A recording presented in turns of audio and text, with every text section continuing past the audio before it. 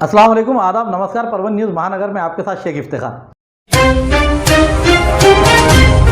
परभनी के उप विभागीय अधिकारी एवं उप विभागीय दंड अधिकारी डॉक्टर संजय कुंडटकर इनको आज तारीख 29 अक्टूबर 2021 शुक्रवार के रोज 6 बजे कलेक्टर ऑफिस के जिला नियोजन समिति हॉल में निरप समारंभ लिया गया। इस समय जिला कलेक्टर श्रीमती आंचल गोयल इनके हाथों डॉक्टर संजय कुंडटकर इन्हें सत्कार कर विदाई की गई। इस समय निवासी उप जिला अधिकारी महेश वड़तकर, अपर जिला अधिकारी काटकर, महसूल कर्मचारी संगठन के संस्थापक अध्यक्ष भेंडेकर और तमाम अधिकारी मौजूद थे और महसूल विभाग के कर्मचारी अधिकारी भी मौजूद थे। हम आपको अवगत कराते चले डॉक्टर संजय कुंडटकर इन्होंने कोरोना कार्यकाल में जो मेहनत ली है और उसी के साथ जो अतिवृष्टि हुई थी, जो बेबारिश बरसात हुई और जो ढकपुटी का मामला हुआ, उस समय वो तुरंत उन जगहों पे पहुंचे जहां पर लोग परेशान थे, परेशान हालों में दिखाई दिए। ऐसे जगहों पे वो तुरंत पहुंचे। हम एक घटना का आपको अवगत कराते चले। जब जिला सरकारी अस्पताल में आग लगने की जानकारी डॉक्टर संजय कुंडटकर इन्हें पता चला था, उस समय वो तुरंत जिस हालत में थे उसी स्थिति में 2 व्हीलर गाड़ी पर बैठकर डॉक्टर संजय कुंडटकर घटना स्थल पर पहुंचे और उन्होंने वहां का जायजा लिया और तुरंत यहां पर यंत्रणा को काम को लगाया। और इस बात के साथ साथ जब अतिवृष्टि में जहां बाबर कॉलोनी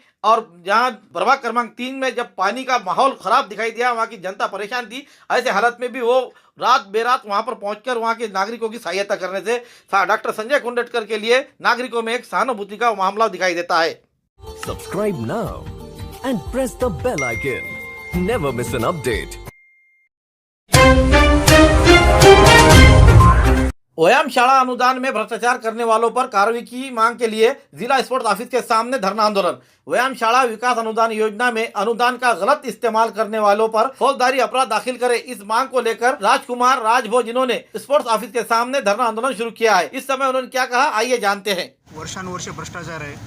हा भ्रष्टाचाराआधी प्रत्येक वर्षी 50 लाख ते 35 लाख 1 कोटी रुपयाचे अनुदान व्यायामशाळा देतात, परंतु कुठे व्यायामशाळा अनुदान अस्तित्वात नाही। सर्व कागदपत्रे व्यायामशाळा चालतात, कुठं काहीच नाही। म्हणून याविषयी मी बसलेलो आहे। मला गेल्या वेळेसच पहिल्या आंदोलनामध्ये 20 तारखेला लेखी निवेदन माननीय जिल्हा क्रीडाधिकारी साहेबांना की आम्ही गुन्हे दाखल करू, पण गुन्हे दाखल केलेले नाहीत। म्हणून मी आज आंदोलनाला बसलो। आज गुन्हे दाखल करण्यासाठी नवामोंडा पोलीस स्टेशन येथे सन्माननीय जिल्हा क्रीडाधिकारी साहेब जे गेलेले आहेत। जय हिंद, जय भारत। देवली स्थित उच्च शिक्षित प्रतिष्ठित व्यापारी और समाज सेवक मुदस्सिर खान इन्होंने कोरोना प्रतिबंधक टीकाकरण लेकर नागरिकों को टीकाकरण लेने के लिए आह्वान किया। इस समय टीकाकरण केंद्र पर सरपंच शेख नवीद, पत्रकार अकबर सर, स्वास्थ्य सेवक अगवने सर, पेरके सर और आंगनवाड़ी क्रमांक 5 के कार्यकर्ता मददनीश हाजिर थे।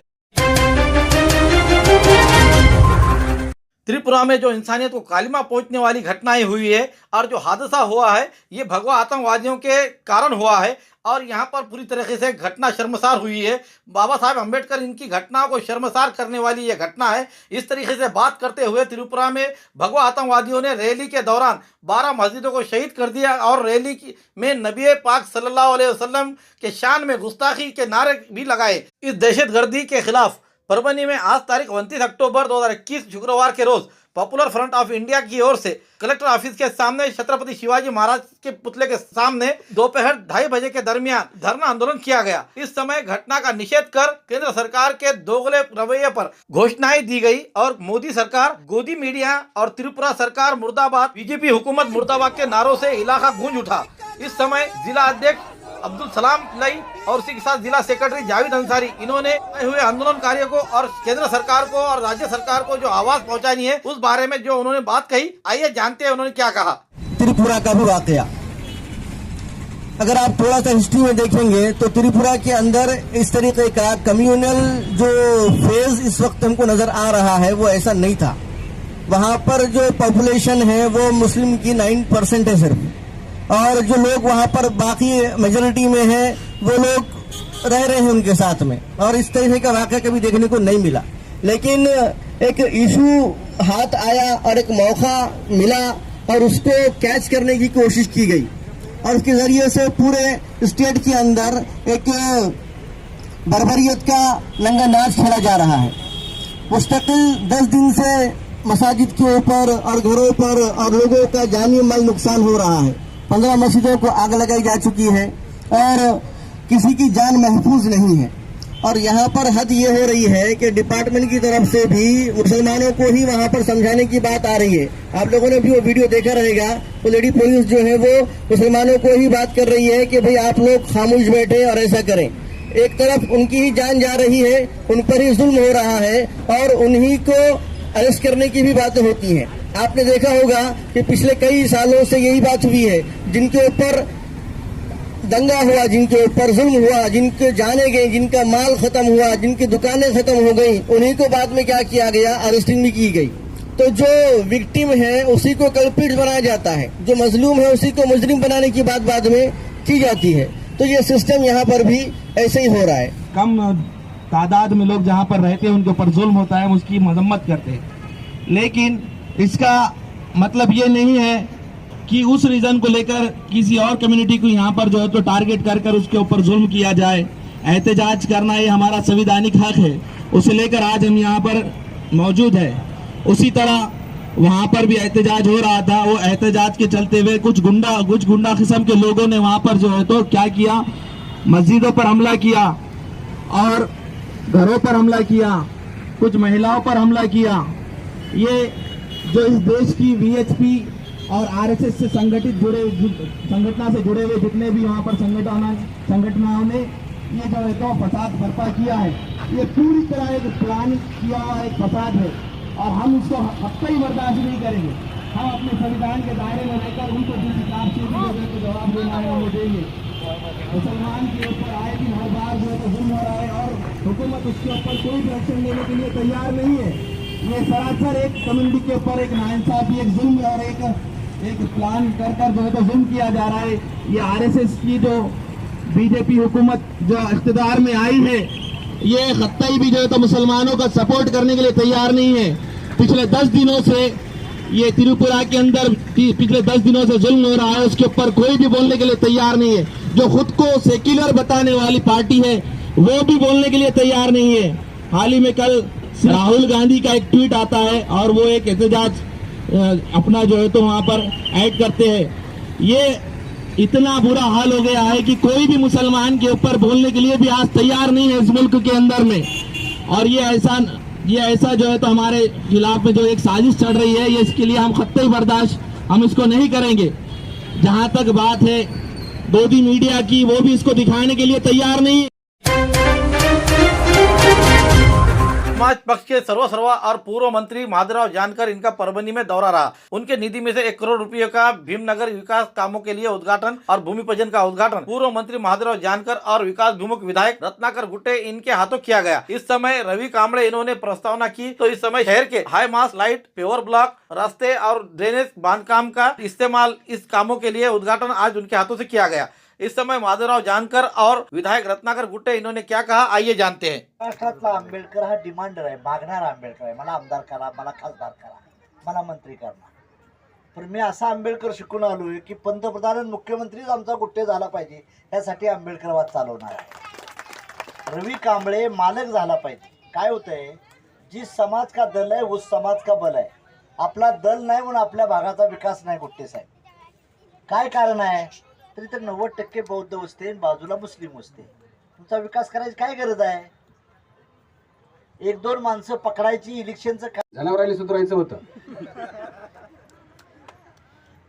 म्हणजे तुम्ही सोबत तेही शिकलं, माणसाचंही शिकलंय म्हणून तुम्ही असे काही माणसं शोधले आणि माणसं शोधून तुमचं जे आता कार्य चालू आहे। आता रवींनी सांगितलं, मला फक्त व्हॉट्सअपवर साहेब शेतात दिसतात, धुऱ्यावर दिसतात। रवी साहेबाची जर हिस्ट्री आणखीन जर बघितलीस, साहेब कुणाच्या घरी पण झोपत नव्हते, पारावर झोपत होते। आंघोळ तिथं कुठेतरी बाजूला।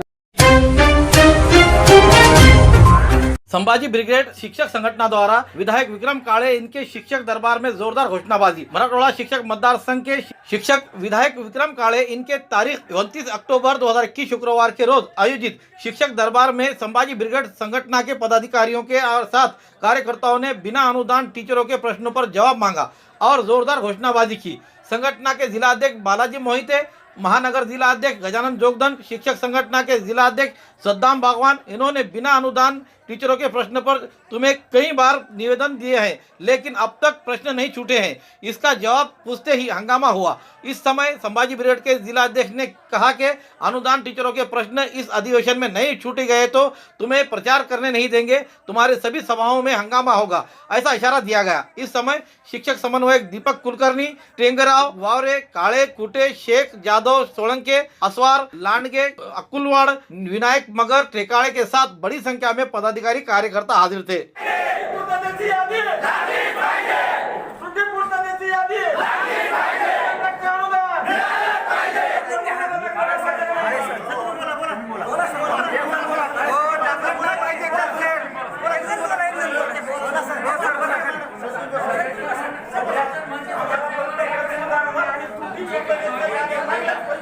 कारण की त्रुटीपुरतं त्याचे याच्यामुळे एवढे लोक सफर झालेले की आज काहीच सांगू शकत नाहीत. लोक मरायला टेकलेले, लोक सरळ सरळ म्हणाले बाप्पाच्या घरासमोर जाऊन बसायचे.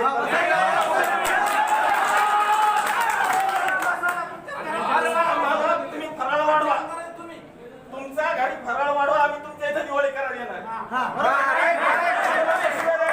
20% 40% उचलायले म्हणून आमच्यासाठी तुम्ही बोलत नाही. बाप्पा मी तुम्हाला जालन्यात सांगितलं, मुंबईमध्ये सांगितलं, प्रत्येक ठिकाणी सांगतोय, आम्हाला त्रुटीपूर्ततेची यादी तात्काळ लागून अनुदान भेटलं पाहिजे. आणि यासाठी जर होणार नसेल, बाप्पा तुम्हाला आमचे प्रतिनिधी म्हणून तुम्हाला उपोषणाला बसावं लागेल.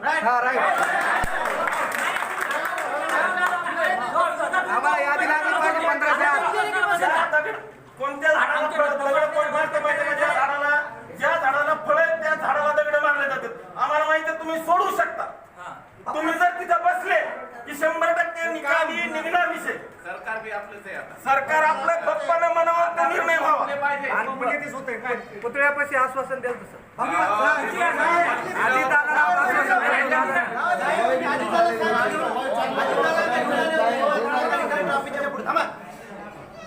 तुम्ही देखील आश्वासन दिले होते की आमची सरकार आले तेव्हा 20, 40, 60, 80, 100 जो जुना नियम आहे 2011चा तो नियम आम्ही लागू करू. सरकार येऊन 3 वर्ष झाला.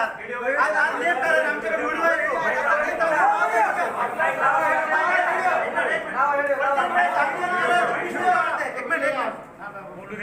आम्ही मार खाला 20% झालं. आराम बदलला आम्ही 1.5 महिना 45 ते 50 दिवस आंदोलन केलं. 40% झालं. त्याच्यात काय अपात्र झाल्या, काय पात्र झाल्या, अघोषित तशाच राहिल्या, अजून घोषित झालं नाही. आता तुम्हाला वाटतं की पुन्हा आम्ही आंदोलनाला बसू. आता नागपूरमध्ये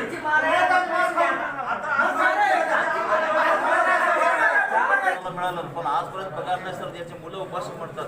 मला तर पगार दिलं सर, हे सेवा साध्यात नाही, देत नाही. तुरटी असे फायदे झाले तर तुरटी कळून सर. आणि त्यांनी सगळी केली सर. फक्त सगळी फोन करून सुद्धा आजपर्यंत पगार नाही सर. आणि जेव्हा सर जेव्हा ग्रँडमध्ये गेलं तेव्हा पण त्याचं सगळीकडे नाव आहे. आणि ह्या अधिकारी त्याच काळात राहतात. आपल्याकडे बेकडे आता उपासमारीवर हे त्रास असं व्हायला सर. सर याला 2 मुलं झाले सर. KGBV के छुट्टियां बढ़ाकर दिए जाए, ऐसी मांग की विनती, अर्ज एवं निवेदन जिला कलेक्टर को कस्तूरबा गांधी बालिका विद्यालय के सभी कर्मचारियों की ओर से की गई है। ये हुए अर्जी में कहा है कि जिला कलेक्टर एवं अध्यक्ष जिला व्यवस्थापन समिति परभनी, इनका पत्र क्रमांक 443 तारीख 27 अक्टूबर 2021, दूसरा शासन परिपत्रक क्रमांक संकीर्ण 2021 प्रयोग क्रमांक 142 SD 4 मंत्रालय मुंबई तारीख 27 अक्टूबर 2021, तीसरा कस्तूरबा गांधी बालिका विद्यालय मार्गदर्शक सूचना प्रकरण क्रमांक 7वें मुद्दा क्रमांक 7.5 पान नंबर 54 के तहत शिक्षा वर्ष 2021-22 में कस्तूरबा गांधी बालिका विद्यालय कक्षा 6 से लेकर 10वीं क्लास तक तारीख 25 अक्टूबर 2021 के रोज से ऑफलाइन के रेगुलर स्कूल शुरू किए हुए हैं। लेकिन इससे पहले स्कूल में काम 1 जून 2021 से शुरू किए गए। इसी अवधि में प्रवेशों के लिए विविध मांगों गांवों में मुलाकात देते हुए पात्र लड़कियों को ढूंढना और अन्य काम 15 जून किए गए हैं। 16 जून 2021 के ऑनलाइन हर रोज लिए गए हैं। लड़कियों के पास एंड्रॉयड मोबाइल नहीं है, उनकी पढ़ाई गट का नियोजन नियमित तरीके से सभी टीचरों से मुलाकात देते आए हैं। दीपावली के छुट्टियां 15 दिन के मंजूर किए हुए हैं, लेकिन शिक्षा विभाग से शिक्षा अधिकारी प्राइमरी इन सभी स्कूलों के लिए जो छुट्टियां घोषित की है उसी के तहत कस्तूरबा गांधी बालिका विद्यालय 16/2021 से शुरू होना अपेक्षित था, परंतु ये स्कूल 1 जून 2021 से शुरू हुए हैं। इस स्कूल में माविका के तहत कर्मचारियों को 10 महीने का मानधन मंजूर है। इस अवधि में स्कूल शुरू होने पर इस अवधि के मानधन पर प्रश्न निर्माण होगा। इस विद्यालय में वर्ष 2021-22 में KGBV की और माविका योजना के लिए हॉस्टल अनुदान प्राप्त नहीं हुआ है। उसी तरह माविका के तहत काम कर रहे टीचरों के माह जून 2000 मानधन अनुदान अदा नहीं किया गया है। दीपावली की छुट्टियां ज्यादा दिन के रहने से कई कर्मचारियों ने बाहर गांव का नियोजन किया हुआ है। दीपावली की छुट्टियां अचानक रद्द करने से दीपावली जैसे बड़े त्योहार के लिए महिला कर्मचारियों को समय नहीं मिल पाएगा। इसलिए दीपावली की छुट्टियां 1 नवंबर से लेकर 10 नवंबर तक दिए जाए, ऐसी मांग कस्तूरबा गांधी बालिका विद्यालय के सभी कर्मचारियों ने जिला कलेक्टर को दिए हुए निवेदन में की है। हमारे न्यूज आपको किस तरह पसंद आ रहे हैं, इसके लिए लाइक करें, शेयर करें, कमेंट करें, सब्सक्राइब करना ना भूलें। Subscribe now and press the bell icon. Never miss an update.